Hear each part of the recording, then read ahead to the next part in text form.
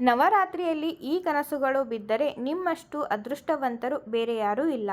ನಾವು ಕಾಣುವ ಕನಸುಗಳಿಗೆ ಪ್ರತಿಯೊಂದಕ್ಕೂ ಒಂದು ಅರ್ಥವಿದೆ.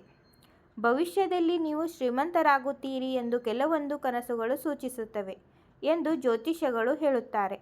ಇಂದಿನ ಲೇಖನದಲ್ಲಿ ಆ ವಸ್ತುಗಳು, ಚಿಹ್ನೆಗಳು ಮತ್ತು ನಿಮ್ಮ ಕನಸಿನಲ್ಲಿ ಅವುಗಳು ಕಂಡರೆ ನಿಮ್ಮ ಮೇಲೆ ಹೇಗೆ ಪರಿಣಾಮ ಬೀರುತ್ತವೆ ಎಂಬುದನ್ನು ನಾವು ನಿಮಗೆ ತಿಳಿಸಲಿದ್ದೇವೆ.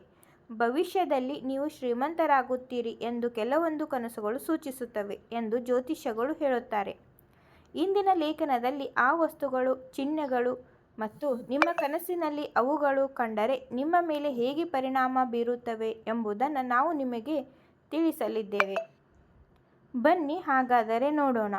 ನಿಮ್ಮ ಕನಸಿನಲ್ಲಿ ಕಮಲದ ಹೂವು ನೋಡುವುದು ಭವಿಷ್ಯದಲ್ಲಿ ಲಕ್ಷ್ಮೀದೇವಿಯು ನಿಮ್ಮನ್ನು ಆಶೀರ್ವದಿಸಬಹುದು ಎಂದು ಸೂಚಿಸುತ್ತದೆ.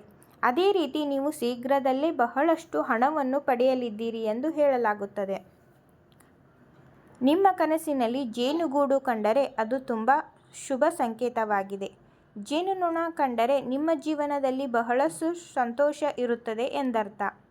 ಕನಸಿನಲ್ಲಿ ಯಾರಾದರೂ ಹಾಲು ಕುಡಿಯುವುದನ್ನು ನೋಡುವುದು ಆರ್ಥಿಕ ಲಾಭದ ಸಂಕೇತವಾಗಿದೆ. ನೀವು ಹಣದ ಕೊರತೆಯಿಂದ ಹೋರಾಡುತ್ತಿದ್ದರೆ ಮತ್ತು ನೀವು ಕನಸಿನಲ್ಲಿ ಹಾಲು ಕುಡಿಯುವುದನ್ನು ನೋಡಿದರೆ ನಿಮ್ಮ ತೊಂದರೆಗಳು ಶೀಘ್ರದಲ್ಲೇ ಕಣ್ಮರೆಯಾಗಲಿವೆ ಎಂದರ್ಥ. ಕನಸಿನಲ್ಲಿ ಗಿಳಿಯನ್ನು ನೋಡುವುದು ಸಂಪತ್ತಿನ ಸಂಕೇತವಾಗಿದೆ. ಭವಿಷ್ಯದಲ್ಲಿ ನೀವು ಕೆಲವು ದೊಡ್ಡ ಆರ್ಥಿಕ ಲಾಭಗಳನ್ನು ಪಡೆಯಬಹುದು ಎಂದು ಜ್ಯೋತಿಷ್ಯದಲ್ಲಿ ಹೇಳಲಾಗುತ್ತದೆ. ಕನಸಿನಲ್ಲಿ ವೀಸೆಲ್ ಅನ್ನು ನೋಡುವುದು ತುಂಬ ಮಂಗಳಕರವೆಂದು ಪರಿಗಣಿಸಲಾಗುತ್ತದೆ.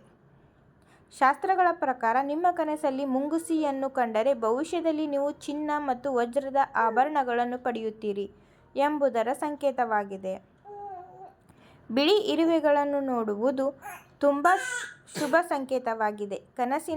ಕನಸಿನ ವಿಜ್ಞಾನದ ಪ್ರಕಾರ ಬಿಳಿ ಇರುವೆಗಳನ್ನು ನೋಡುವುದರಿಂದ ಭವಿಷ್ಯದಲ್ಲಿ ಹೆಚ್ಚಿನ ಹಣ ಗಳಿಸಬಹುದು ಮತ್ತು ನೀವು ಬೇಗನೆ ಶ್ರೀಮಂತರಾಗಬಹುದು ಎನ್ನಲಾಗುತ್ತದೆ.